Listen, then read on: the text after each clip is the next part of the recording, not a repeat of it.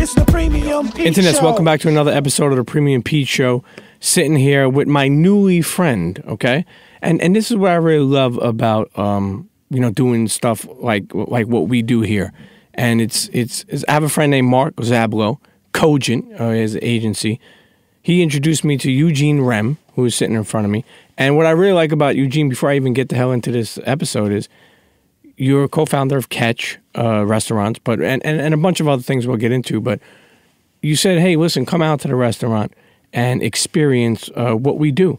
And I'll be honest with you, Internet, so whoever went could probably agree to this, but it was an experience. You know, sometimes you go out to eat and you eat, you're hungry, and that's what it is. But listen, I mean, so many things we could go over. I don't want to miss any of them. I mean, you've been in the club business, an entrepreneur before I feel like even the word was even used. I mean, would they consider you a restaurateur now? I mean, Yeah. I mean, I certainly would like to be considered a restaurateur. It took about a decade. It was a nightlife impresario or a nightlife king, and that one we really wanted to put behind us. So very happy with restaurateur, very proud of the term restaurateur. I would have never thought that I would ever be called that. And when these things started, and it wasn't entrepreneurial, it was pay your rent. And that was all it was. It really wasn't more than that. It was I had a studio, and TenJune was going to open, and there was a one bed on the 6th floor, and it was a G more a month. It was, and when was this for? This is 2006 September. For people listening now, wherever they are, who may not even know what TenJune is, what is TenJune? TenJune was... Okay, TenJune was. TenJune was a nightclub that I started with my business partner, Mark Birnbaum. Mark and I are both born on the 10th of June, and we were working at other people's nightclubs. We were two young guys going out 7 nights a week, living the life, enjoying it, and we just said, you know, we want to do it our way, and we want to play the music that we like, and we actually thought that hospitality was being missed from it, and quite honestly, we just wanted to throw our own party. I don't really want to give it too much more than that, but we wanted to throw our own party. We wanted to do it our own way, and we did it. And a gentleman who owns STK, who started STK, the steakhouse. Yes. So we were part of that group, and we went into the basement space, and he was coming to a bar that I was running. I was working as the director of promotions for a company called Be Our Guest. Be Our Guest owned like 22 restaurants. And he came there and he goes, you know, I like your style, and I'm opening up a place, and it's right down the street, and I want you to be my partner. And I went over to Mark and I said, hey, this guy with a British accent, I think he's real, because, you know, during those years, that's when everyone starts, you know, you meet people at 2 in the morning in the nightclub business, and they say a lot of things. And a lot of things that they say at 2 in the morning don't really reflect at 9 in the morning. So you meet a lot of people, they say a lot of things, but this one was real. And Mark was working at a club across the street. Mark and I are both born on the 10th of June. So we decided to call the club TenJune, because we really wanted to make sure that everyone knew it was ours. You know, we were young, and we were 28 years old and 29 years old, and we wanted people to know that we had our own thing. We weren't employees anymore, that it was ours. It was such a big deal to put the title owner, partner on the email address. I remember that when I got to write the word partner on an email, it was a special thing. So that's how it started. Did you feel like it kind of like gave you some, some type of, good feeling? Like I'm trying to think of the word I'm trying to use, but like, did you feel like, when you put founder on there, like that you feel like you became successful? Or look, at that time, any little win was success, right? Like cutting a line at a nightclub was a success. Sure. Getting in was drink a success. Tickets. Yeah, drink tickets, meeting someone. So everything, life was about a lot of mini wins when you're 27, 28 years old. But I think I knew what the people who I'd worked for, when they were called owner, founder, partner, and to just be in that same sentence was pretty great for me. You know, you spoke about, going to a nightclub in New York City, 7 days a week, and I know what you mean. Growing up, it's like, where we going out, when we going out. To turn around and own a nightclub, how fucking different was that? Because I know people are like, yo, we go to nightclubs every day. We could definitely open up one. you know, but not know how hard it is to open up a nightclub? Well, we were working for other nightclub operators, so we had a basic understanding of what it meant to operate a nightclub, and we had a basic understanding of what it was to promote a nightclub. But it was just all on us. So we got all the success or all the failure. So it was really dependent on how we chose to do it. Mm. So would you say TenJune, how long did that go on for?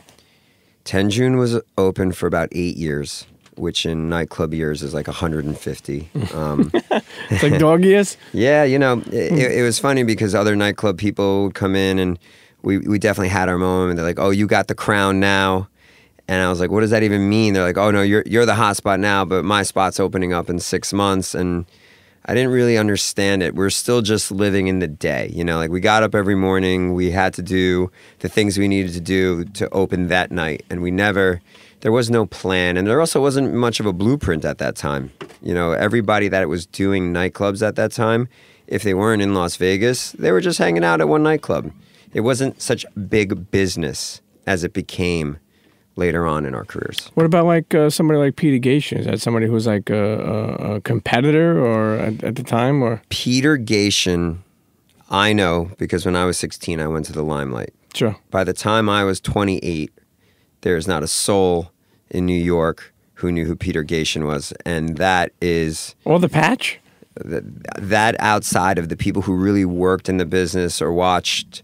What was it, Monster? I don't remember the name of the movie. Or if you didn't know, you really, really didn't know. And there was like 3 generations between Peter Gation and us. Sure. There was a lot between there. So unfortunately, the nightlife business is not very kind on its predecessors and their history. So what have you done for me lately? Sure. Or be gone? So most people did not know who Peter Gation. I knew who he was. I think I had a chance to speak to his daughter once, which was a pleasure of mine because I do know who he is and I do know what he did, but beyond that, it wasn't. You know, it's funny. I'll give you a quick story. Back when I was in the footwear business, I'll never forget. I had a shop and I closed the shop, and this lady was banging on the door, and I was like, "Who the fucking?" You know, I was like, "What fucking banging on the door for?" Like, you know, like fucking.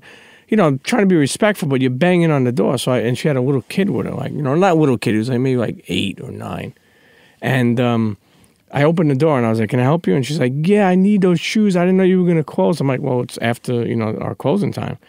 And she points to these shoes and there was like a what the dunk. And at the time I was like, you know, and it's sad to say this, but it's like kind of like, because this probably is bad business, meaning like, where I was like, "Look, that shoe is $2,000, you know, whatever. Like, you know, like we're closed, man." And she's like, "I'll take them." And then it turns out it was like it's Peter Gation's like son, and you know, I think they lived in Toronto or something like at the time, and yeah, but it was just funny how like you never know who you're dealing with, and you never know, you know, what people, you know, it's like even like, and we'll talk more about like, but like customer service or, you know, I've seen people that came, you know, with ripped holes in their shirt that, you know, pulled out $10,000 in cash and spent $6,000 of it shopping, you know, in stores, and I judged like in the beginning. I was like, "Oh, this guy ain't buying anything." Well, you know? It's interesting because in those days you probably could judge a little bit, but now where pop culture and street culture is, it's kind of like the worse you're dressed, the more money you probably have. Sure. So I think it's somewhere it went counterculture to that. But yeah, back in the day, it was much more of that. But now, I mean. One of our doormen used to always say, you know, I wish everyone had a label that you could scan when they walked in so everyone knew who everybody was. So you can say, like, "Don't you know who I am?" And the doorman would always say, "Actually, I don't, because there is no, I don't know." So imagine, you know, everyone could just plug in and be like, "Oh, this is your net worth, this is who you are." But that makes it kind of interesting. During your years in TenJune, you ever have big celebrities come through or even get denied at the door? You ever had like crazy situations that you had to get past? I mean, every single night was a crazy situation, and dreams of people you wanted to coming in came, and people that all of a sudden started performing because it became a thing to perform there. Then this is before people were getting paid paid for performances. Sure. And we loved hip hop. And at that time, you had like the Tunnel and those kind of like super hardcore hip hop clubs. But then you became this bottle service driven, super high end, fancy, and actually, you know, lots of white kids loving hip hop. Sure. And that became enjoyable to a lot of the artists because they felt super comfortable there. So the opening night was actually hosted by Puffy and Jay, and Kanye came, and Penelope Cruz and Ashton Kutcher. God damn. And that was the opening night, and that was actually for June Ambrose. Yeah, the stylist. That's right. So June, I mean, more than stylist, but she's been amazing. And June had launched her book, Effortless Fashion or Effortless Style, but whatever it is, I remember the name being awesome. And the timing, and that's an interesting thing about all of these businesses. People think I'm successful because I work really hard, or I'm successful because of the money I raise. Timing, I find to be the most important part of any business venture on planet Earth, because the timing of the day we opened launched perfectly with her book release, which worked perfectly with Puffy's schedule and Jay and Kanye. And that's a gift when you get your first night. You got these young guys, me and Mark were just standing there like in our suits, you know, and like suits with jeans on, because that's living on the edge. And we're just like, oh my God, this is happening. And you're trying not to geek out and trying to be like cool. So when you meet them, you give like the high five and the pound, and you're like, nice to see you. But what you're really saying in your head is, oh my God, there's Jay-Z, there's Kanye West, there's Puff, there's this one, there's that one, and they're all in the same room. And this is night one. And the timing also, because it was VMA weekends, right when VMAs were really on their like premiere. And it was awesome. It was a great first night. I mean, I remember our first birthday party there, because obviously the club was called TenJune. So the 10th of June was a big thing. And Kanye West, his birthday is probably 2 or 3 days before mine. So we were able to work it out that Kanye was going to perform and celebrate his birthday with our birthday. So my 29th birthday, this Jewish kid from New Jersey who never like basically got into a club or ever got to meet anyone. I saw Ed Lover once at the mall. I remember that. That was like Ed Lover. Come on, son. I love Ed Lover. And he was wearing a yellow jacket, and I remember that was probably like it was that, and then here we are, and Kanye singing happy birthday to me, Mark, and himself. And those are amazing moments, and those are special times, especially because it was genuine. We were just happy. We were just happy to be there, and like the place was great, and all of our friends were there, and it was a moment in time. This is also pre-Instagram. This is pre-social media. Sure. So like you really had to be somewhere to feel something. How did you learn all the ins and outs of the business? Meaning, like, did you just hire someone to handle that? Like, how do you know about insurance, or how do you know like if something happens to somebody in the club? Like, how do you know how to fucking handle these things? Because again, I just want to say if me, you, or Mark, or anybody, ate roast beef sandwiches, and we're like, oh, we should open up a roast beef shop, not knowing the difficulties that come with that. We just think that we think different. You have to ask a lot of people a lot of questions. You have to get uncomfortable, and you have to just know. And you have to be able to walk up to someone and be like, yo, who does your insurance? And believe it or not, there's always a guy. There was Joey the insurance guy, and there's like, oh, where do you get your... Jimmy 2 times. And there was Angelo the sound tech, and then there was this guy, Sal the security guy. I mean, these are real names too. So, I mean, whatever you needed. And then if you said, hey, Sal the security guy, who does the plumbing? He'd be like, oh, Billy the plumber. Sure.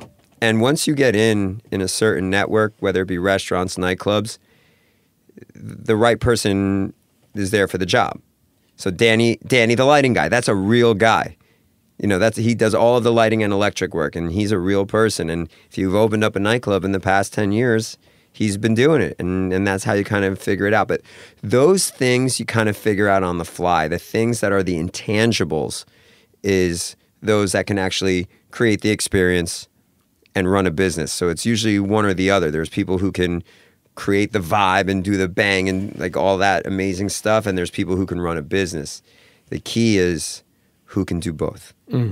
You talk about TenJune being open 8 years. And I want to get to like your early childhood too, and we'll bounce around to all the other projects that you're involved in and things you've been in. But what would you say is your greatest moment, and then follow that back up with your worst moment? My greatest moment, period? At TenJune, yeah. Oh, at TenJune. I have to say there was probably like the third night we were open, and it's this horseshoe-shaped space, and the whole dance floor was going, right? And the whole outside was going, and everything was moving. And I just stopped talking to everybody, just walked myself over to like a corner and just like watched the room. And I remember it. And I remember it being like really, really special. And I remember that. It wasn't about like a specific celebrity or whatever. Sure. It was really about just watching what just you watching created. the crowd. It wasn't about anything. Because honestly, those Kanye moments, or those LL Cool J moments, or those Jay-Z moments, or those Drake performing moments, or all those moments, you're so caught up that you don't enjoy the moment. You're so caught up in making sure that this person's happy and this person's happy, and you got your eye on the room, making sure that there's like security everywhere, that you don't really get to stop. I wasn't meditating at that time, so I was just, you're just trying to survive every night, so you're not thinking. So I think that I remember that moment just being like, it's happening. What about your worst moment? There's a lot of worse moments. There's a lot of times where, where you can't pay your bills. Sure. Where you think you're doing the right thing and you think you're doing a good job, and then you find out that the business isn't profitable. There have been times where there have been, altercations and people get hurt. And those are really horrible when you know that you are partly accountable for that, because that's what happened. So there's a lot of times, there's times where you've been marched on by the fire department, police department at the same time, and you might not make your P&L the following week. Sure. And those are those moments where it gets real. Like, and it gets real quick. Like, you're having the best time ever. Sure. And like, you're counting like the money you're going to make for the next 10 years. And then you're like, maybe I can't make rent. It's that extreme. So TenJune closes? Like, how did that... TenJune opens, stays open for about 7-8 years. 3 years after we opened TenJune, we did really well at TenJune. We opened up a second nightclub and our first restaurant, SL, and then Abe and Arthur's. What type of restaurant was that? Abe and Arthur's was a steakhouse. It was named after our grandfathers. And then SL was our club below that. So basically we saw what SDK was doing. Look, a lot of the things that I've learned, I never learned from a book, right? I never did well in college. I never did well in school. But I watched the guy do it. So we had TenJune, and we had a piece of that, and we saw this restaurant upstairs, and we saw the guys running the restaurant, and we go, we could do that, and we could do it our way. And when we wanted to open up a club, I was working for a major operator, and I said, I could do that, and I'll do it my way. So it was just an extension of watching the guys who just had done SDK, and then bringing it and using our interpretation of what a steakhouse was and another nightclub and another success. I know that in that time you worked for two legends in the nightlife and the hospitality game. Yes. Do you mind mentioning who those two are? Sure. I worked for the Gerber family, which is Randy and Scott Gerber, and their father, Jordan Gerber. And I also worked for Steve Hansen, who was the founder of Be Our Guest, and a real like G in the business. If anyone is 40 or older, they would know all of Steve's successes throughout 20, 30 years. So I worked with one which was a super family business where it was really about family, right? Like, it was like the brothers and the sisters and everybody that worked there had been friends with Randy and Scott for 15, 20 years. It was a family. And then the other one was a real machine, a real operating machine where it's like, hey, every I needs to be dotted, every T needs to be crossed. I learned the two most extremes about the business. And that was an interesting time for me. It was my first job in the business. I had worked at a PR firm first, and I worked in ad sales. I hated my life. I quit. Someone said, you'd be good at PR. There was this thing called Google that had just come out. I Googled public relations firms, NYC. And I went down the list and I started listening to this, faxing my resume. Faxing my resume with a cover letter. I think I paid somebody like $100 to write my resume because I couldn't even write it properly. And this place was like, look, we don't have any assistant positions, but you could take a job in the mailroom. And I'm a college graduate. I'm, did pretty well in college, bought a few homes, flipped them, and here I am working in the mailroom, cutting newspaper articles and picking up trash bags. You know, I heard a story about you. I don't know if it's the PR firm or wherever you work, that they didn't give you an office. No. Why wouldn't they give you an office? Could you tell me that story? Because, well, go ahead. I wasn't again, I didn't understand lifestyle and fashion PR. So all the women were like these young, well-dressed. They had like Jimmy Choo shoe. Again, I didn't know what that was. I didn't know that was an expensive shoe. I didn't know any of that. And then they left me in the back, and then he called me the clip boy. So, because that's where I would cut the news clips. And they would call me Clip Shady because I would blast hip-hop and work out of this room. But, you know, I saw what it type as of hip-hop? Well, whatever. I mean, at that time, that was like the Jay-Z, Nas battles. That was like Bubba Sparks. That was Timberland. That was that entire Nelly Furtado, yeah. Nelly Furtado time. But it was an interesting, but it was super humbling, really humbling. But I knew there was an opportunity there. I knew I'd have a chance to learn, and I got to wear sweatpants to work. You know, I got to take the suit off at a crap job, and at least look, I did crazy things there. Like I made my own business cards with the name of the company on it before they would never let me have a business card. Like I just did it. Would you just go out and order them? Yes, I took the logo and I paid $72, and I went to the place. I said, I want my business card because if I go out, I want to hand out my business card. So it was ballsy, but I didn't look at it as ballsy. I just looked at it, that's what I needed to do to try to get into some places and meet some people above my pay grade. Sure. So they don't give you office, you get a closet, I hear. This is what I heard, the story, you get a closet. You put a desk in the fucking closet? I put a desk.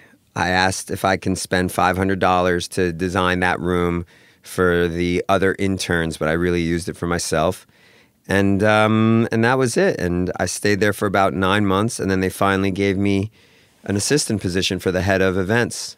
You know, when you talk about somebody like Randy Gerber and Steve Hansen, why do you think they took a shot on a young kid?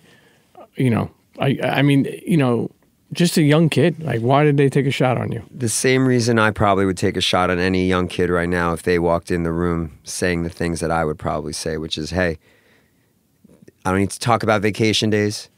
Don't really care too much what the salary is. Is there opportunity to grow? Is there opportunity to learn? And I will do whatever it takes to do the job. And when I met with Scott Gerber, he finally said, he goes, and I've been waiting for someone to say this, you know, because I was an assistant, and break that assistant role. He's like, I don't need an assistant. Can you generate money, revenue? Can you make revenue? And I said, yeah. I wasn't exactly sure how I was going to do it, but I did it. And he put me on a low salary, but a commission-based. And it was so my first entry point into nightlife was working in the events at the Gerber bars. And Scott was the operator. Randy was living in LA. And then I got to meet Randy when he came to town. And I saw this other person who was super creative, super brand building, and like knew all the cool people. And I saw the dynamic work. So that was my first. And then their father, who passed, but was like really just like an OG. Like this man was like the best person on planet Earth. You know, so earlier we just talked about, you know, June 10, right? I mean TenJune. Yep. And then we go back to how you got that start into there. Yep. When you moved on to TenJune, were they supportive, these guys? Look, I was a young guy, and I probably didn't leave either position the way I should have. I left. I was young. I was a bit cocky. And I was getting fed all these amazing compliments. And again, I wasn't used to that. And I've never been good at anything really before. Because when you're in high school, all was good was grades or sports. And I wasn't crushing it at either.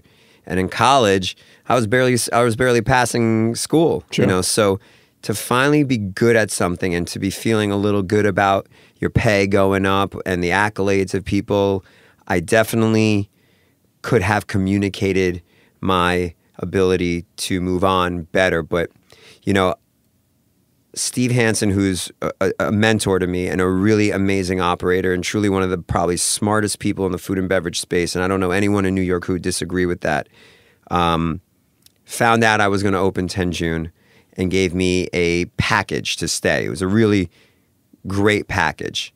Like numbers I have never heard, my father's never seen, his father has definitely never even probably like looked at that number on a piece of paper. And I actually saw that number. I called my partner, Mark. I said, hey, I love you, but I'm going to stay. I'm going to stay with, be our guest. And he goes, bro, are you crazy? This is our opportunity. We're going to do this thing. We're going to make it awesome. Like, you can always go back and take a job. This is a chance to be that word, an entrepreneur. And I was like, nah, dude, again, this is coming from a very simple home. And I got real sick. I never get sick. I got like pneumonia or like something where I had to stay home for 5 days. Right after that, that's probably the anxiety that it had created for me. And I sat in my apartment for 5 days. And I came back and I looked at that couch in that club that I was running and I go, I can do better than this. I called my business partner, Mark. I said, hey, you take me back? I'm down to go. He's like, of course. And I threw my final party without telling anybody because I wanted to leave on my own terms. And I had my last night it was a place called Level V. And by the way, it was still my last night, but I still generated sales, still rocked it. And at 3 a.m., I hit send and my resignation letter because I didn't want to face it. And that was it. You ever seen him again? 100 times. We've had many times to have conversations. He's spoken to me many times about different things, and I enjoy every conversation I get to have with him. Obviously, he's semi-retired. He sold the company. He has a family now, and he's living his best life. But yeah, we stay in touch. I stay in touch with Randy. I occasionally see Scott. I think about Jordan a lot. And those were great times. You know, you speak about your partner, Mark. Seems to be this guy has been your partner in so many things, and so many years, right? You know, Mark and I'm never big on like astrology and stuff like that, but it's really interesting that two guys born on the same day. He's a year older, so remember, he's always the old one. I'm always the young one. Mm-hmm. But yeah, man, you know, we complement each other really well.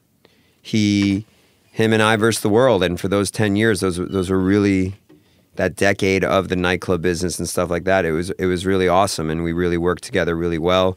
We complement each other. Mark actually lives in Los Angeles now, and Mark oversees the Catch LA property. Mm-hmm. So it's very much his style. It's very much his vibe. He loves LA. He loves driving. He loves the whole vibe out there. Sure. So.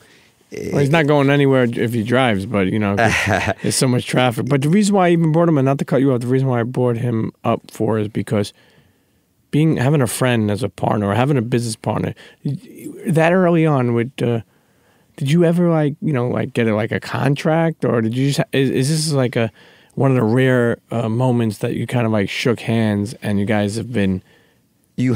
Well, look, you have to have a contract. The best contract is the one you throw in a drawer and never look at again. And that's the goal of most contracts. And I can say of all the contracts I've ever had, that's probably one I've never looked at in my entire life.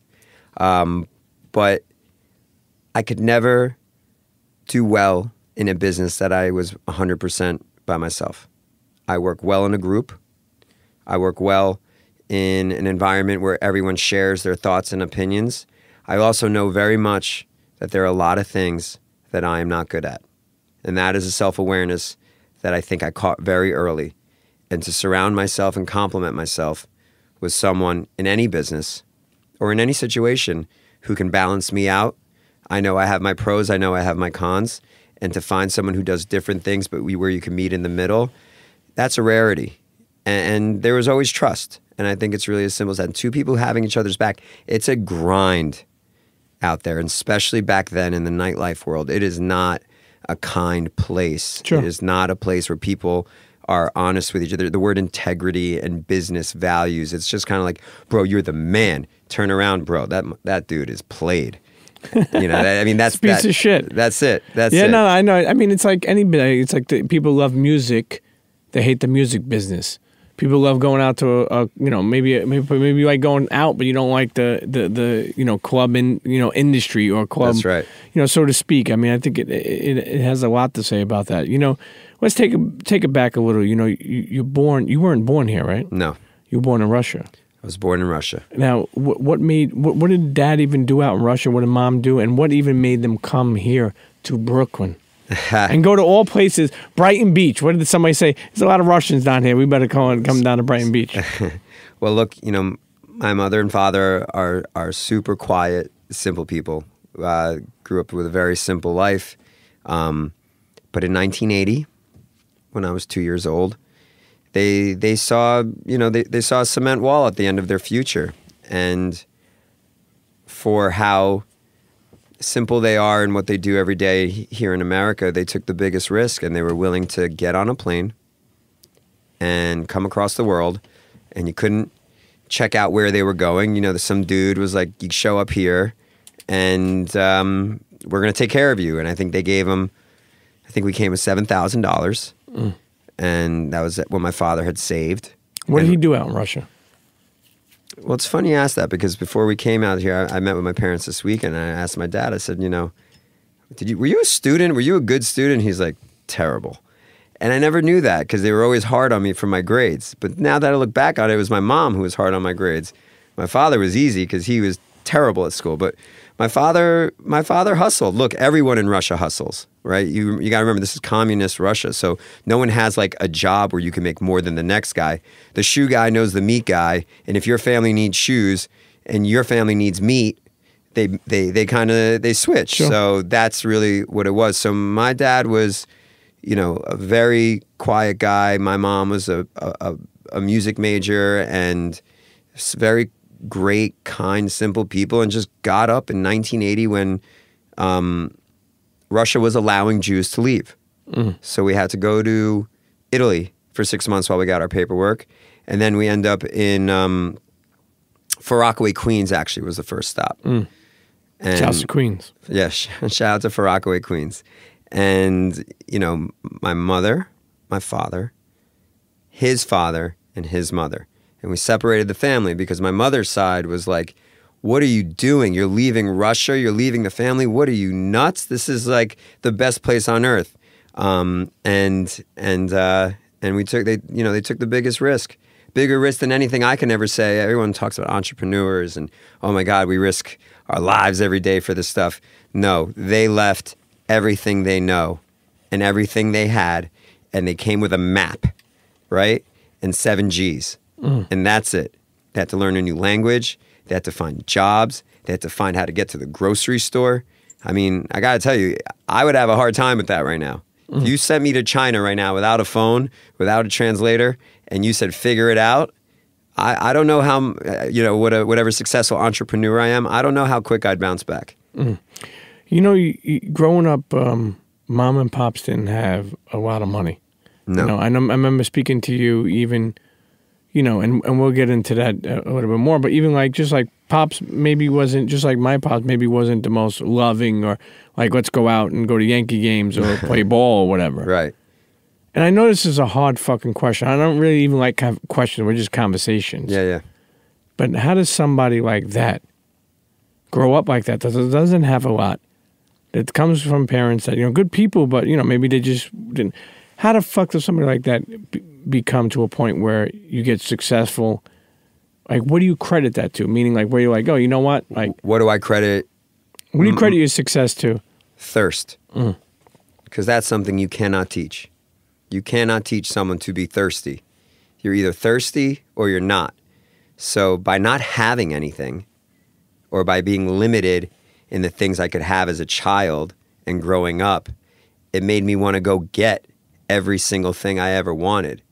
And what I wanted was everything I heard on rap records. Or TV. Yeah, and TV. But really, honestly, at the age where I really wanted stuff, outside like a G.I. Joe or Nintendo, it's when I started listening to rap lyrics. But I think I'll tell you what my father taught me. My father taught me never go into debt. because no one's going to do anything for you. My father never asked a single person for $1. There was never a time where we had like, oh no, the mortgage is behind or the car got, taken away. No, we didn't go to Disney World ever, and we never had vacations, but we never needed for the basics. And I think for my father, when you think about like the word loving, what he understood what he understood at that time in his life as love is taking care. So in his mind, he's checking the box because he's like, my son has food and my son has a home, and I get up every morning and go to some shit job to make sure of that. So I think that's how he saw love, was to do those type of things. And who would have taught him differently? Sure. You know what I'm saying? Other than like, rabbis maybe, but we weren't really we weren't going to like synagogue on the weekends. But where would he ever get that education? Sure. So, I mean, when his mother, it's wooden spoon time, and his father, I don't ever recall my grandfather ever given I love you, son, during the days of us growing up. So, I totally am understanding very much of where they came from. And I don't know how nice I'd be. Sure. But when you think about it now, you don't have any kids yet. No. But when you do, and no disrespect to our father, your father, but do you have like an urge or desire or a thought to be so different than he was? I definitely am a different person than my father from moment zero to now. We're completely different people and everything. So I couldn't imagine raising my son or daughter the same way. How I'm going to do that definitely it's just going to match where I am today. And I really don't think I wasn't particularly raised any one way or the other. We were just, it's different, right? When you're just surviving, when you're just trying to get through, you're just trying to get through the day. There was never like a Saturday afternoon where we'd be like, son, are you happy? What are your fears in your life? And I don't blame them for that. So Sure. But no one, now as a grown up, where I sit with people who I work with and I feel their pain and their fears and their challenges, I know that I could communicate that way better to my children. Listen, the gems are starting to drop. I don't want anyone to go anywhere, okay? What I do want you to do, if you've never been to a Catch restaurant, is put that on your to-do list. They have one in L.A. They have one in New York. Yes. They have one in Dubai. Fuck, when we come back from the break, I got to get to that. How the fuck you have one in Dubai? Where else? Playa del Carmen. Oh, was that Mexico? Yes. And the big one is opening in Las Vegas in November. My God. 15,000 square feet in the Aria. Plus, we got Rumble Box, and we haven't even got into that. Listen, internets, we're sitting here with Eugene Remm, restaurateur, entrepreneur, all of that. Don't go nowhere. We'll be right back. Internets, and we're back sitting here with my guy, my friend, Eugene. Listen, what's up? Eugene Remm.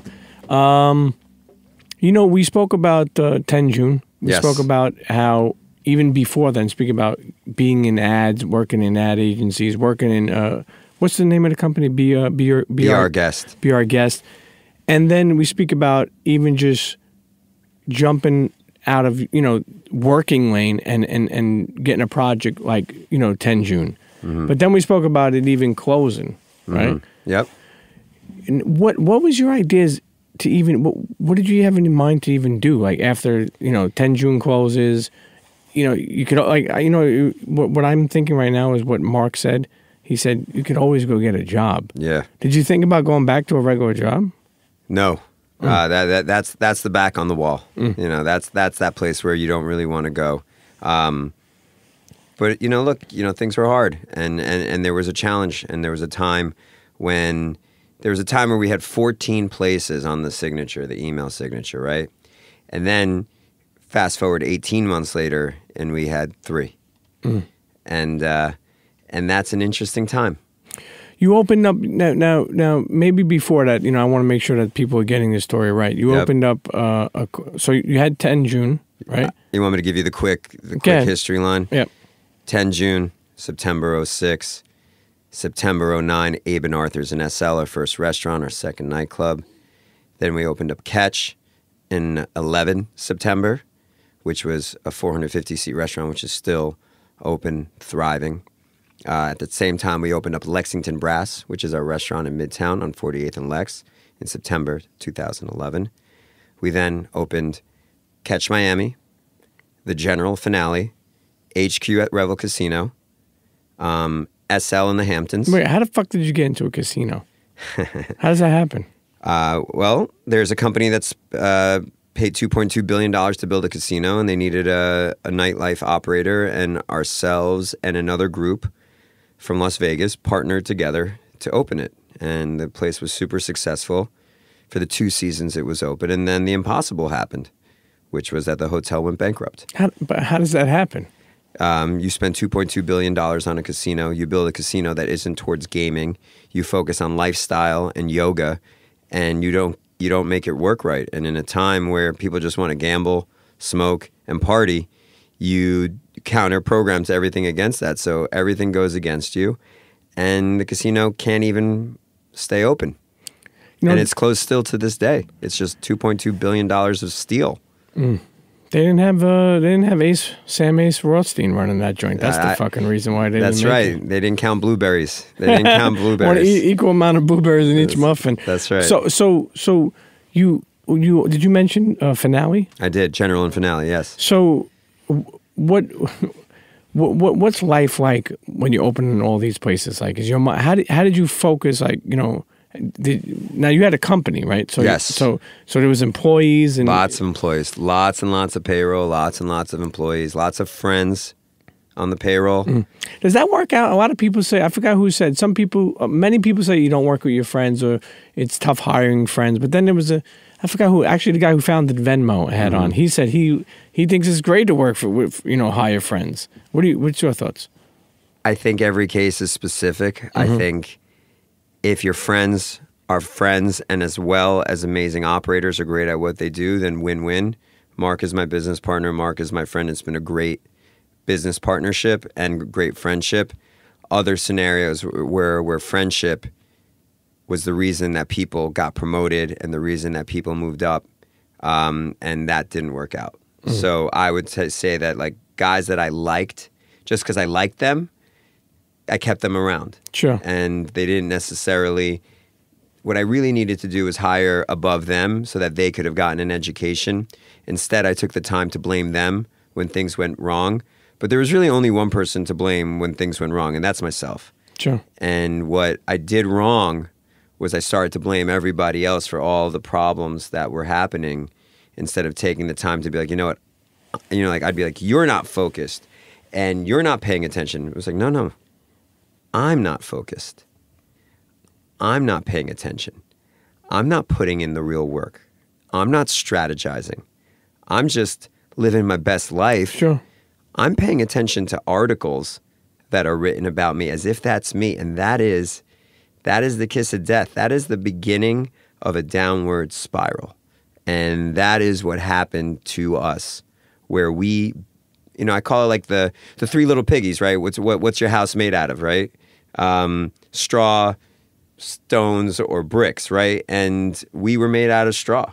So when we kept opening more and more and stopped focusing the same attention to detail that we had at TenJune. I mean, when we talked about TenJune, SL, Abe and Arthur's Catch, we were paying attention to like the light bulb.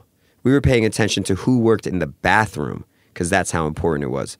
So when we stopped doing the thing that really made us what we were, sure, and started focusing on just the dollars and like growth, and we started listening to other people talking about EBITDA and returns and valuations. And again, didn't study this stuff in college. No one tells you, 1 out of 1,000 of these growth business models actually work. The rest fall on their face. And, we didn't listen because we had all this hype. And, there's nothing that unique about our story. And the reason it's not unique is because every book I've ever read since then, every scenario, it's the same thing. You grow, you don't create structure, you don't pay attention to the details, you don't treat each business specifically, you don't hire people better than you, you don't bring on any board of directors or people to help you guide you when you're a young guy. And then you get axed.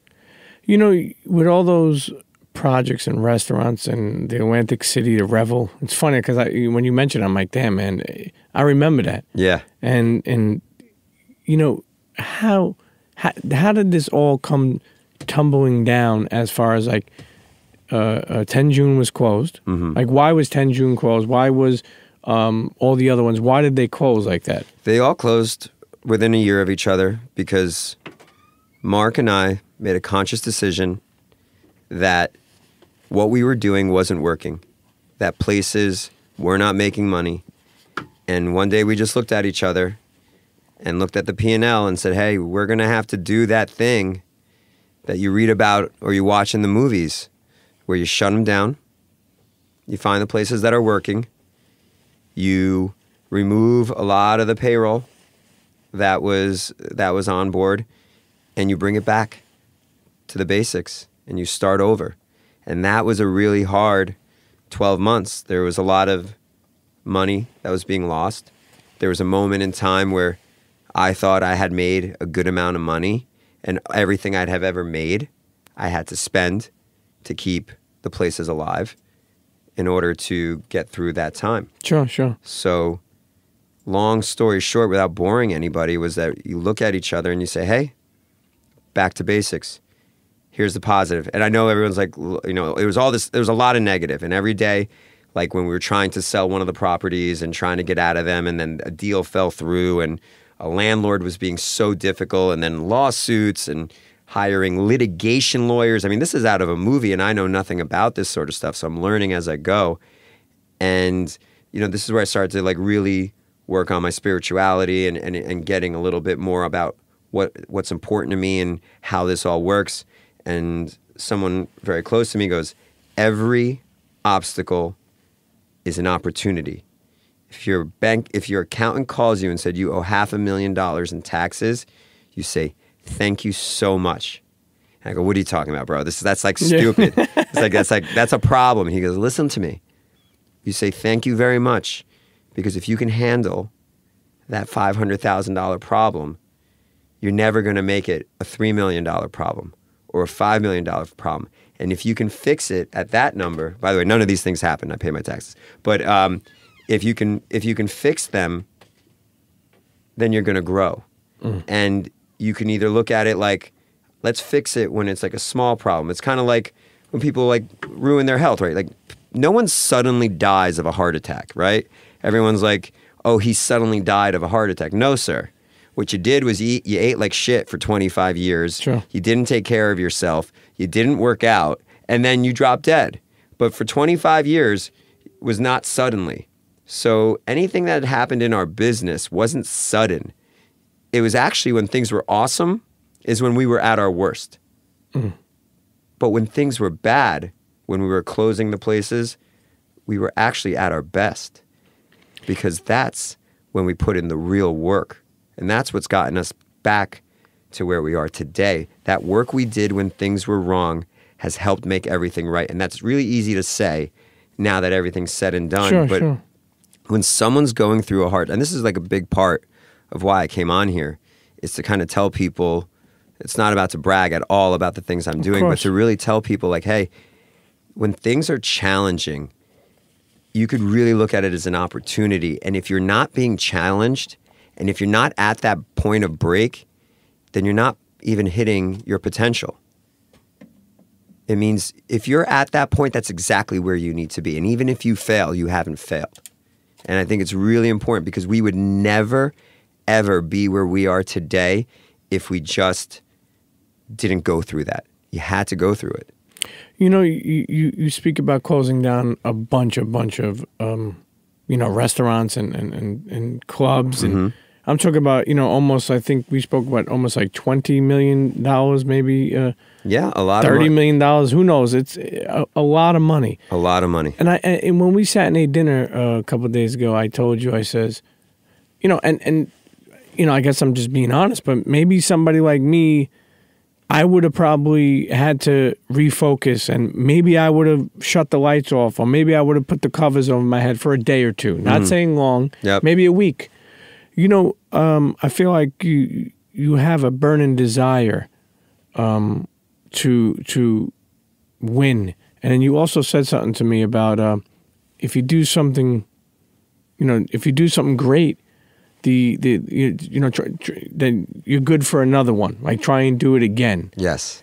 And I mean, I'm sure you spoke about being spiritual. Did you go through any meditation through that time? Like, how did you not deal with getting depressed? Because I mean, think about it. People commit suicide off of shit like that. Sure. Well, let's hope not. But look, first off, my business partner Mark is a super optimist. So even when things are really bad, he has a light spirit. So that's a benefit of having him as a partner. For me personally, I took it very hard. But when things get hard for me, I'm not wired to shut down. I actually probably do my very best work when I'm under pressure. No, when I'm thirsty. Sure. And again, bringing it back to my childhood, when you talk about what did I want growing up, I was thirsty. So here I am again, right? Money's not in the bank. The accolades are not coming in. Nobody's asking to do interviews about us. Nobody's, in fact, everybody that used to say all these amazing things about us are really jabbing at us. Oh, they're a Ponzi scheme. They're not a real company. They're going to shut down. Their whole company is going to go to nothing. And, I started studying Kabbalah. I think it's important that everyone, whatever you do, whatever is your outlet, that you find a spiritual path and connection outside of the nonsense that we do every day. Not to cut you off, but pardon me for my dumbness. What the fuck is Kabbalah? It's just a form of Judaism. It's a Jewish mysticism. Okay, but it's I thought it was some type of exercise or yoga. No, it is not. But it is an exercise. It's an exercise of the mind, and it's challenging the things like Buddhism. Sure. Like Christianity, like Muslim, like anything, it all has its core focus on really giving a perspective of what's important. And through this process, I learned a lot about myself, and it brought me back to the thing that really inspired me the most, and that's working with people and doing the thing I love every single day. So somewhere between 2011 and 2013, I fell off the track. Right? I fell off what was the most important thing. The kid who wanted to make sure that my friends had fun and we were playing the right music and we were serving the right food and people were having the best time ever. Somewhere that got really lost, and that got turned into, how much money can I make? How many businesses can I open? Can I get that deal? Yeah, just sign the deal. Just want the check. Let's get the check. Short check, long loss. That's how you got to see it. You want to be good in any business, stop playing checkers. You got to play chess. If you're just looking at the pieces right in front of you, it's a wrap. And that's really what we did. We played too much checkers, but it ended up working out in the end. So the nightclubs come to an end, and the restaurant business, besides Catch and Lexington Brass, yes. And Lexington Brass, stay open. Did you, even right now, I mean, do you ever want to get back in the club business? So we still have a pseudo nightclub on the 4th floor of Catch, and it's run differently, and we have a different philosophy. We run it, I call it like the Cheers mentality, where everyone knows everyone's name. We don't play like the newest hip hop on planet Earth that's just trending. We play what we love, right? Sure. And our team there, I told them, I was like, let's not imitate any other nightclub out there. Let's just do us. And so we're still in it a little bit, but it's on our own terms, and we do it the way we want to do it. And I think that's awesome. We're not competitive anymore. There was like a 5-year, 7-year period where there was like real like nightlife wars. Like every club owner didn't like the other club owner. Yeah. It's honestly a Saturday Night Live spoof if you really like think about it afterwards. Sure. But like, this one wouldn't be allowed into this place and that place. It was such comedy. So to remove all of that sort of stuff and get back to focusing on Catch. So Catch is a property that has a nightlife DNA. So we were born through the nightclubs. How did you even come up with the name? Like, how does Catch, like, what does it mean? Catch, seafood. It was catchy. It was simple. It was one word, and we rocked it. And Mark and I came up with it. And we love seafood, and we love Nobu. And we just said there needs to be something in the middle, and Nobu was super, super high end, especially for us at our budget at that time. And there's a place called Blue Water Grill that was part of Steve Hansen's company. And while I was working for him, I had a food comp account, so I can go eat at any of these restaurants. And I assure you I took advantage of it because it was the first time I can get like a $28 piece of fish. I was getting like, nah, man, just get like... Getting that sea bass. That's right. Stop by the deli and get a bagel with, turkey, honey mustard turkey. But, and that's how Catch was formed. And Catch was formed with the idea that we were going to be nightlife inspired, but bring it to food. And it's shifted in over the 7 years. It's had 3 different lives. Mm. So as we were going to a break, we said Catch is in New York City. I've been there. 450 seat. Yes. I mean, it was. I'll be honest with you, man. We got there a drop before it got busy at night. Mm-hmm. I turned around and the place was fucking packed. And you even said that too. You were like, about an hour from now, it's going to be packed. How does that happen? Like, how does a restaurant that has 450 seats, that has 3 floors, right? 3 floors? Yes. How does that, what do you credit that to? I credit it to a lot of hard work by a lot of people over the past 7 years. And I credit it to sustaining a quality food product, service product, and vibe product. So I think there's a lot of restaurants that do that vibe thing really well. And there's a lot of restaurants that do food and service. There's very few that can bridge the gap and do both. And we focus, when we started Catch, I got to be honest with you, it was vibe first, right? It was like celebrities and actors and cool people and really like super, super specific. But how'd they find out about it? Well, that's the personal relationships from the nightclub business. That's your cell phone. And that's that grind. And that's still pre-social media. So that's really that OG, word of mouth, where you at tonight, you coming out tonight. That's that thumb war. And that's that Mark and I really pushing on those thumbs to make that happen. And that's how but once you, look, the hardest part is starting a fire, right? Sure. Got to put those sticks together, you get the spark. Keeping a fire going is easier. You just got to keep throwing a brick on it. How many seats is in LA? How many seats? 350. And Dubai? 150. Why Dubai? Like, why did you open up in Dubai? Dubai, we had local partners that were in the market, and they really wanted to take it and open it, and we thought it was a good opportunity since we personally weren't going to be opening in Dubai to work with them. What about Mexico? Mexico is another great partnership with the Thompson Hotel Group and with the local operators and real estate guys, and we've known those guys forever. And Playa del Carmen specifically, it really fit our vibe. All of our properties have outdoor spaces, except Dubai because it's 120 degrees in the summer. But it was just dope. It really had a great vibe and a great feel, and it felt like Catch. You know, one thing that we didn't get into is you've learned, and I'm sure even your partner has learned, but I feel like you've learned to not only own restaurants or own things, but kind of like, bring on investors or bring on partners, raise money. Yes. Again, I know, these seem like like how do you get people to believe in what you're doing? How do you get to raise money? So there's a lot of people looking to raise money that don't raise money. That's right. Because people are nervous to invest, and then there's people that are knocking at your door. They're like, "Come on, let me invest." Yes. How do you? Where did you even learn that type of knowledge or style? I learned it by watching others. I learned it by listening to other people talk about it. And whenever I had an opportunity to get in a room with someone who raised money before, and the first time you hear someone talk about it, it was kind of like my first legal contract, right? The words sound like foreign languages, and you really think you'll never get it. But then you realize this is the 555th legal document they've done that month. And when you get into it, it's really not that complicated. It's like any business. You need to be in the business to learn the business. So the first time we ever had to raise money was for TenJune, and we knew what the restaurant was raising per point, right? We're like, oh, it's X dollars a point for 1% of the business. And they gave us the terms, and we called our lawyer at the time and said, how do you do this? And we called 2 friends. They gave us an idea, and we went with it. And that's how we raised money the first time. And there is a little bit of a blueprint in the restaurant nightclub world on how those deals get done. And then when you step outside of that and start working with big financial institutions, they also do that. Mm. You look at something like Catch, right? Yes. And you have, what, 5 locations?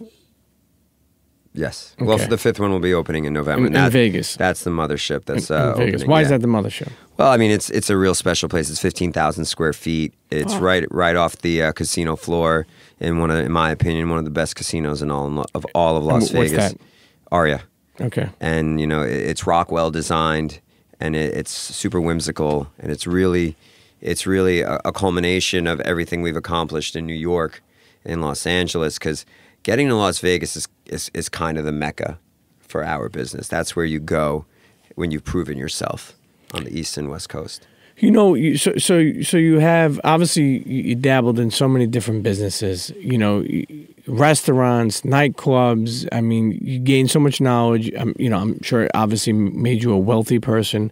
Then all of a sudden, I found out, and I think it was obviously in public news, but you get somebody who wants to, or maybe not even, he didn't want to invest, but how does this even happen where the Houston Rockets owner, who just bought the Houston Rockets, Tillman Fertitta. Yeah. How does this get, because he owns, what, 50% or? Yes, he is our 50% partner in our entire hospitality company. Okay, which is Catch and all the restaurants. Yes. How does, and let me say it the way I say it, how the fuck does that even happen? It happens as simple as most things in life. He walked in the front door of the restaurant. So you didn't invite him? I did not know him personally. I absolutely knew of him, and there's probably 3 people who are the pinnacle of restaurant operators in this country, and he is one of them. And Steve Hansen, who I worked for, was one. Tillman Fertitta is, to my knowledge, the biggest private operator of all restaurants in America. And my friend made a reservation for him at the restaurant, and he was sitting having dinner with a couple of coworkers, and I went up and I introduced myself, and I brought it back to 2005 when I was just a guy shaking the hand of every single person I ever met to try to get them to come to the club downstairs. And you stick your hand out and you let them know who you are, and that was it. I had a conversation with him. Obviously, he's interested because he's in the business. Sure. So the most successful people I've ever met are always curious about the other person. And him, I remember specifically going out of his way to ask me a lot of questions about my business, about myself personally, and obviously because of who he was, I was excited to answer all of them. So I didn't have like an agenda with him specifically at that time, but all I knew is like, wherever I've been, I always wanted to know who the baddest dude in the room was, and I always wanted to figure out how I can get to them and how I could get to meet them, because I only learn by speaking with people. I don't learn any other way. So I stuck my hand out. I wanted to connect with him. He was kind enough to give me his card, and I stayed on him. I stayed on him, and I wanted to make sure, I wanted to invite him back to try the rest of the menu, because obviously he could only eat a small amount of it. And I brought it back, and then I said, hey, I want to visit you in Houston. And, he was kind of like, well, sure. And he's like, but any guy who has 400 plus restaurants, I wanted to see, what does that mean? Just like you say, how the fuck do you do that? I wanted to see, how the fuck does this guy operate 400 restaurants? 400, all different levels. I'm talking like super, super premium Mastros to some more low-end concepts like Bill's Burger. Sure. And he said yes. I called Mark, who was in LA. I said, hey, let's go get on a plane tomorrow. We're going to Houston. He has time for us. And we spent the day with him in Houston. At the time, we were raising money for Catch Los Angeles. We asked him to invest. At the time, he said, I don't really invest in restaurants, but let's see how you guys do in LA. And we opened up Los Angeles, and it was a massive success, and it was a success on many levels. We were able to open successfully financially. So we got in on budget. We got in on time. We were able to hit all of our P&Ls. And then on the other side, which was the PR side in Los Angeles, we really hit it. We really hit all the people that needed to be there were there for the first year every single day. And then, I reached out to him again. I said, hey, when are you in New York again? He came in New York, and he looks at me and he goes, I want to be part of this. And he was really excited that we were able to prove ourselves on both coasts, because we were coming off some L's, right? Sure. We had some serious losses, so we weren't like living in the dream. We were just like, hey, we need to make this one restaurant work. Our entire future depends on Catch Los Angeles. We just had to close 4 places. Our card says Catch and Lexington Brass, and that's it. And we needed to make sure that this opening was the real deal. And we put all of our effort on it, and it was successful. And because of that success, on June 10th, Mark and my birthdays, we closed the deal, and Tillman became a 50% partner, which, by the way, he's never owned 50% of anything. He always buys things out 100%.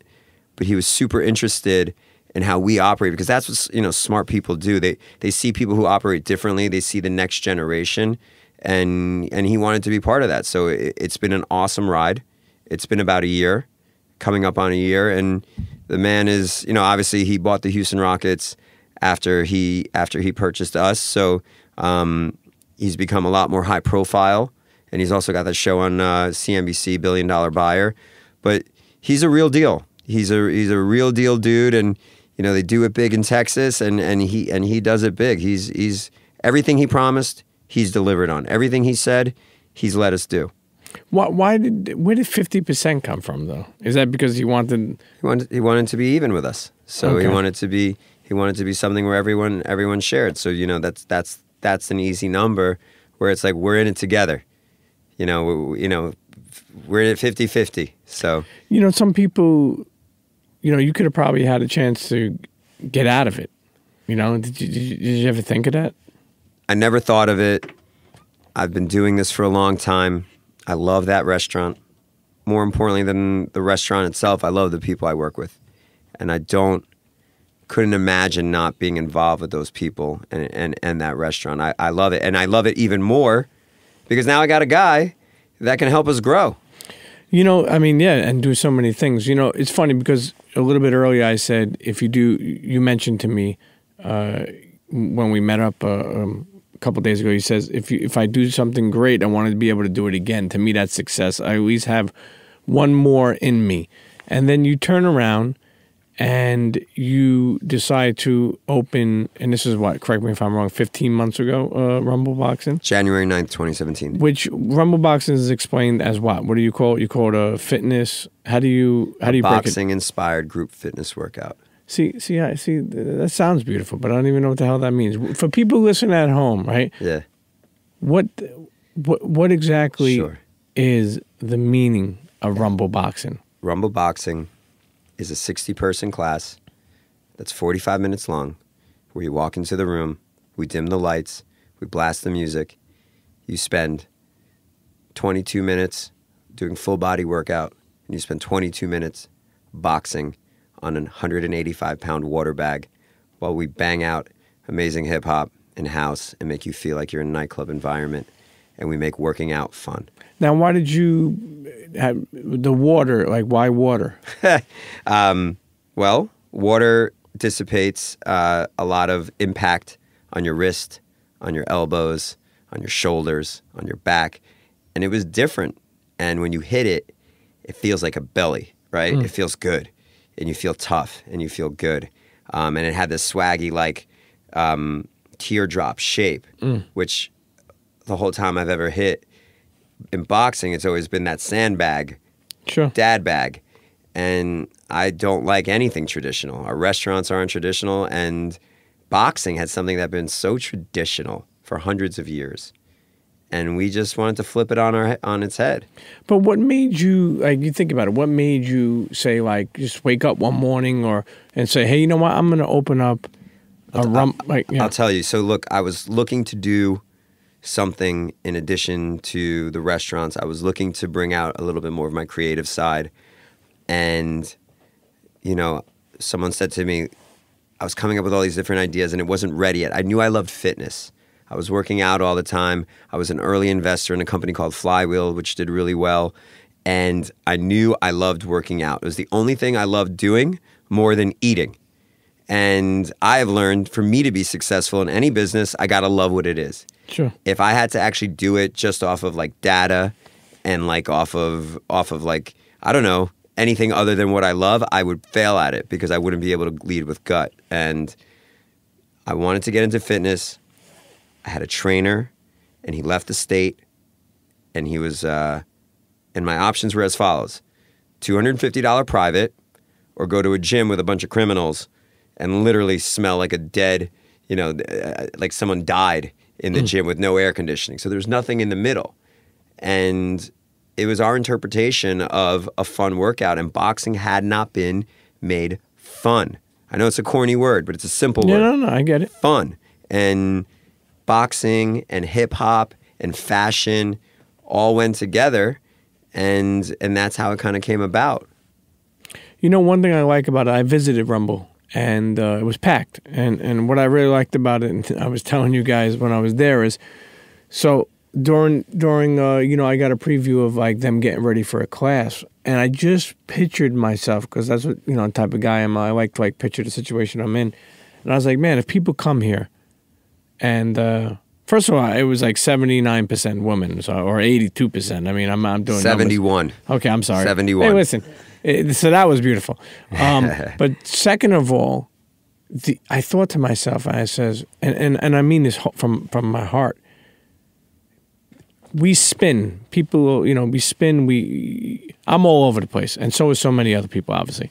Doing this, your family, this, that, you know, working on a project, this, you travel here.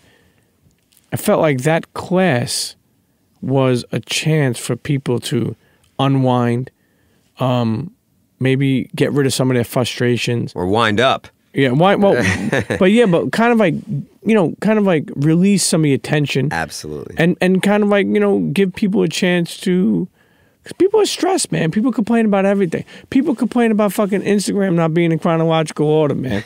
You understand? We're trying to give people a W. We're trying to give people a win. So you said to me, Sylvester Stallone is a partner or investor? Or? Sylvester Stallone is one of our investors. Absolutely. How did that even happen? Same How way. does Big Rock come on board? The same way everything else happens. Just a guy knows a guy, and you put something in front of them that actually interests them, and they're excited about it, and then you go from an honored fan to a business associate, and obviously he makes sense for boxing. He's also way smarter than anyone wants to give him credit for, and that man is. Why do you say that? Because he is sharp as a nail. He is not the character from Rocky. He is a real businessman. He understands what young people want. He's really gets it. I mean, even from the last film, Expendables? No. After Rocky, he just did Creed. Creed, yeah. Like, Creed is a masterpiece for this generation, right? And he did that. He was able to take something from 30 years ago and run it back for this culture, and that's really special. So, you know, he was really into it. He understands the show of it, and he loved it. What are some other celebrity investors? I don't really want to talk about it. Okay. I'd rather not talk about the name. Sly has been brought up in many publications, so I felt comfortable mentioning him briefly. No but I think there's a lot of people involved, and the good news about them being involved is they love the class. They do it because they actually enjoy coming. I don't think they were necessarily like, oh, this is the business deal of a century. I think it's going to be a fabulous business venture, but they love doing it. It makes them feel good. And that's why I think a lot of them invested. It fits who they are. So it's 15 months old, this business. Yes. Rumble Boxing, right? Yes. You have one location? We have 2 locations open. Okay, so you have two locations, right? And then here's another thing that I have to ask. You know, how the hell does it happen? But you're 15. The answer is going to be the same where everything else happens. No, it's not going to be. It's not going to be. It's got to be different this time, because here you go again. You do it twice. You do it. You know, you have success. You have failure. You come back. You have success. You create Rumble Boxing. It's open 15 months. You have 2 locations. It's sexy. It's packed. And then Equinox. Yes. comes in what? Like, what do they do? How does this even happen? Comes and invests in Rumble Box in 15 months? Yes. The 30-second version is I was looking to do a boxing concept. My business partner, Andy Stenzer, was looking to do a boxing concept. We both found out that we wanted to do a boxing concept. So myself, Andy, Anthony DeMarco, and then Noah Neiman, who was one of the star trainers at Barry's boot camp at the time, and also a fellow friend of mine, as well as a Hofstra grad where we went to school, came together and created Rumble. We open Rumble. It becomes the single best studio in America for group fitness. There is not a single better. What does that mean when you say studio? It means there are more people that come to Rumble every single day than any single studio in the United States in group fitness. In 15 months. In day 2. You know, really, 60 days after we were open, we were breaking some serious records of any single studio in New York and anything that we can keep track of in America. So regarding Equinox, I want to work with champions. I want to work with the best. Tillman Fertitta is the best in the food and beverage space. I always want to work with the best. I always want to be mentored by the best. And no different than I met Tillman about 15 years ago. I was introduced to Harvey Spivak, who was the CEO and now the chairman of Equinox. And we always stayed in touch. I would always throw him some of my silly ideas every once in a while. I'd be like, hey, I got one for you. And I'd throw him an idea, and he'd tell me why it was a bad idea. And I said, thank you very much. And then I went back to running my restaurants. And when we opened up successfully in these 2 locations, we got his intrigue, and we were honored to have him as one of the people involved in the project. And they took a pretty significant role. And we're super excited to have them. But mostly, I just really always wanted to work with the best. I just real deal dudes are not a dime a dozen. They're just simply not. Did they take a percentage of the business? They took a piece of the business. Public record? It's not public record, but they took a piece of the business somewhere. Some percent. 100 million. 50 million? Somewhere there. Somewhere there. But it isn't so much. Look. The only reason, and again, I don't want to cut you off, but I want to explain to you. The only reason I ask about that is because I look at a Russian immigrant kid that moved to Brooklyn. Parents didn't have nothing. That's how I look at it. And that's how I look at it too, by the way. And then all of a sudden, not all of a sudden. No. Hard work. But what I mean is I don't know, I always look back, I remember one time when I made a couple of mistakes in life and I found myself in a place that nobody wants to be. And whenever I have successes, I always look back to those moments. Yes. And I say to myself, you came from this. And that's the only reason I act like that. I'm not sure. No, I appreciate that. So I will say this. Since it's not my first rodeo of something being super successful and then not ending out what it was supposed to be, I don't look at any of these numbers as real numbers until they actually come to fruition. So when people invest, and this is something really important that everyone, when they hear these big valuation numbers of any company, it's just a valuation. It's not money in the bank. So you have to do a lot of work and hit a lot of things successfully for the next several years for that valuation to become dollars. And the amount of times that doesn't work is a lot. So I stand here very careful when I talk about that because, yeah, I'm a little kid from Brooklyn that was raised in New Jersey that was psyched to move in my first walk up and went through that whole process. But, I don't want to celebrate that too much because it's just a number. It really is. It's really just a number. And it's not, there are people who are teachers. There are people who are doing a lot of great things. They're not celebrated by valuations, but I do think it's really important to know that all these valuations of companies that you see right now and everyone's like, yo, I'm worth this amount, I'm worth that amount. It's just air for now. And when it's real, it'll be real. And the same with Catch, by the way. Everyone thinks, you you're so successful, you're so wealthy. That's just simply not true. I have a massive investment in my business that I now have to execute on. So keep it going. Keep it going. Meet the expectations that you've been set forth, and that's really hard. So there's valuations, and then there's actuals, and they're very different. You know, with Rumble Boxing, you know, how much does music play a part of what, you know, what happens there in classes? Music is my everything. Music is, from the moment I wake up to the moment I go to sleep, I listen to music. And at Catch, I play a large role in the operations, the day-to-day operations. It's a real operational business for me. In Rumble, I have partners who really handle the day-to-day operations and the strategy and the growth of that business. So I focus on a lot more of the creative, such as the music. So to me, music is something I really understand, and I understand it because I've been in nightclubs for so long, and I understand the value of like how to make it move you. And I spent a lot of time along with DJ Chachi and a couple of other guys, and we edit and create music. I don't think there's a single other group fitness concept that takes the time to do those sort of things. And even if they did take the time, I don't think they'd have necessarily the ear. But we have a point of view. We love Jay-Z. We love Kanye West. We love Nas. We love Drake. So we're going to play them. Right?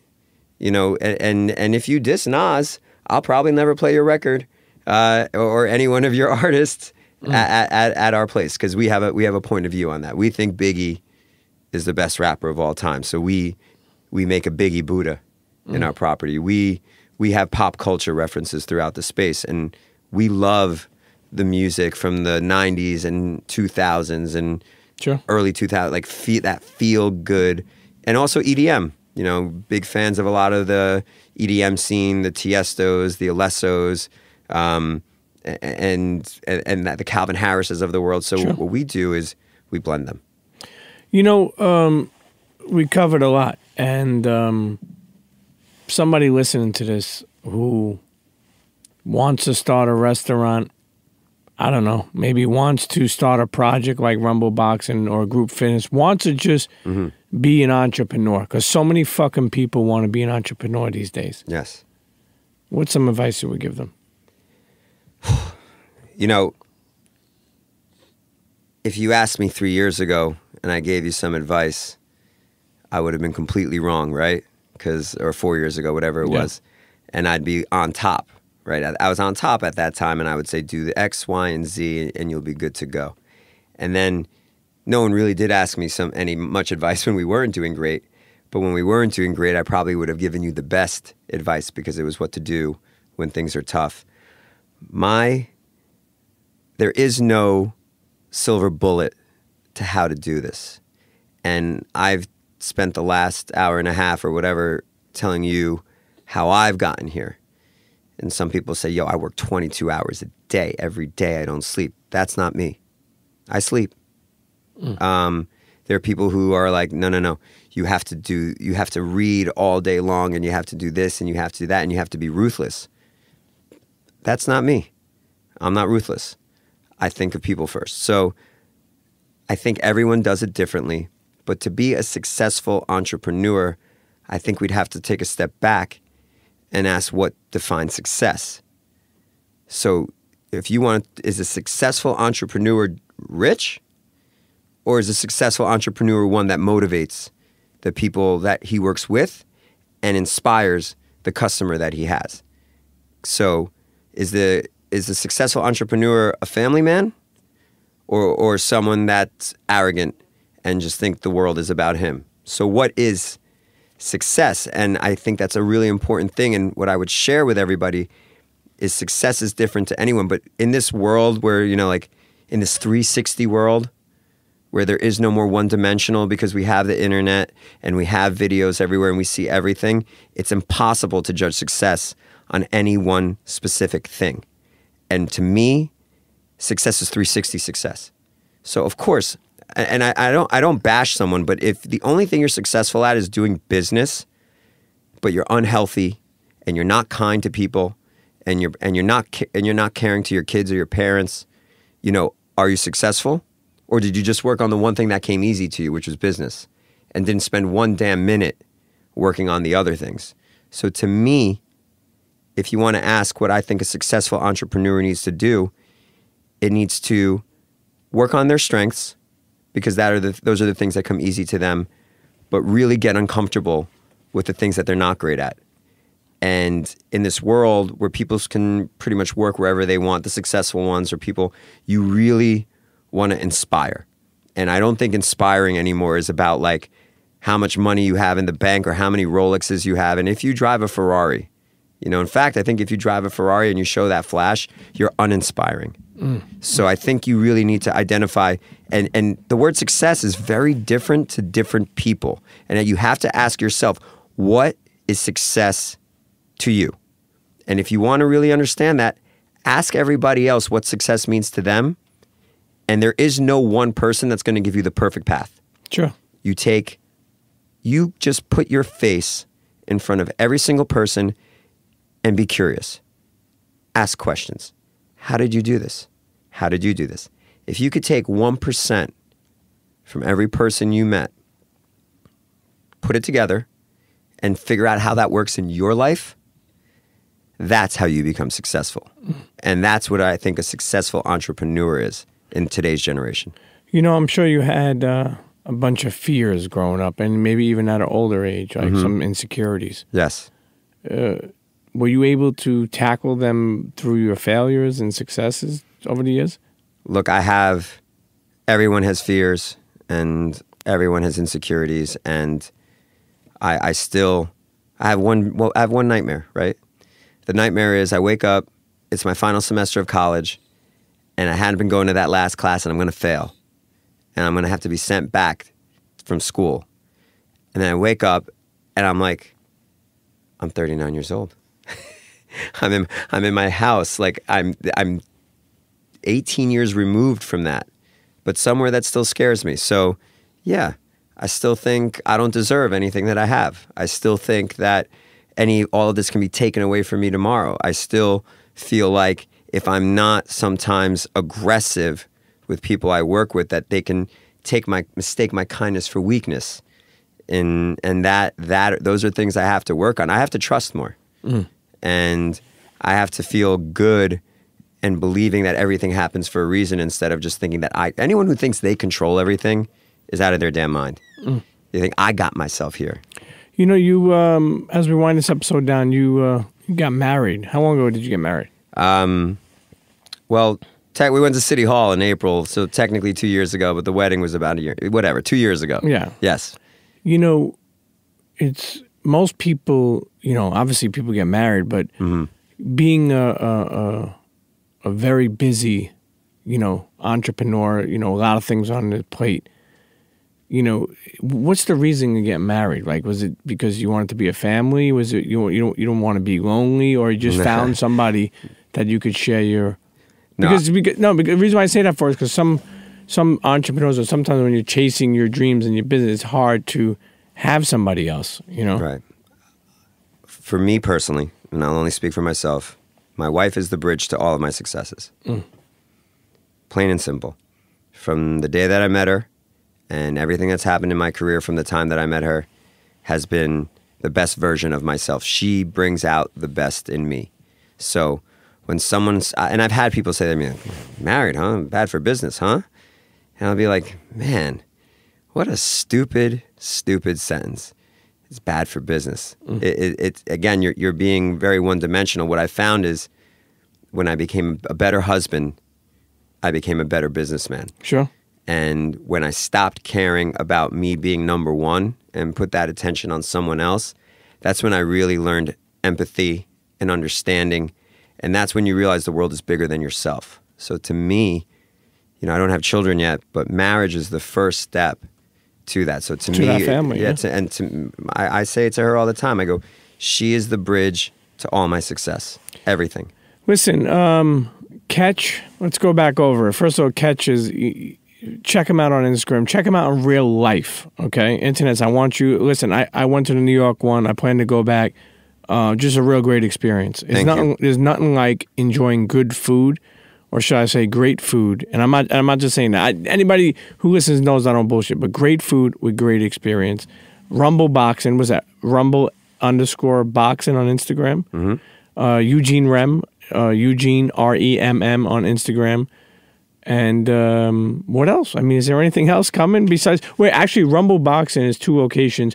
I think you said a bunch more. Sure, we have we're expanding. Los Angeles opens at the end of June on 8500 Sunset. We have an entire 5-story building opening on 85th and 3rd with 2 studios.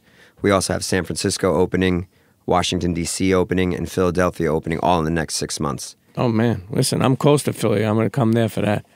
Actually, wait, you Philadelphia? You know what's so funny? Right on Walnut. Right on Walnut. Okay. Listen, busy time.